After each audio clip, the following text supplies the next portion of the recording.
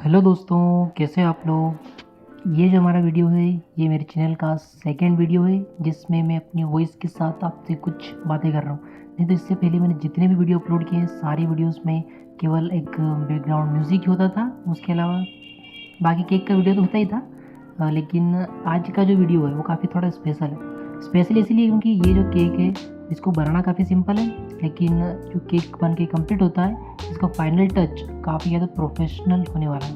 तो आप जब इस केक को बनाओगे तो आपको भी बहुत सिंपल लगेगा, लेकिन जब इसका पूरा लुक तैयार होगा बन के वो काफ़ी ज़्यादा आपको भी हैरान कर देगा कि इतना अच्छा केक भी बन सकता है। वो आप भी बना सकते हो, लेकिन आपको बस एक काम करना होगा, एकदम छोटा सा है। वीडियो एंड तक देखना बस, क्योंकि यदि आप वीडियो एंड तक देखोगे ना तो उससे आपको काफ़ी ज़्यादा अंदाज़ा लगेगा कि कौन सी चीज़ कब करना है, कहाँ करना है, कैसे करना है। और भी मैं आपको बहुत सारी चीज़ बताऊंगा आज की सिंपल एक ही वीडियो के अंदर। तो बने रहें वीडियो में एंड तक। तब तक के लिए आपने वीडियो को लाइक नहीं किया है तो वीडियो को लाइक कर दें, और चैनल पर नए हो तो चैनल को सब्सक्राइब कर दें।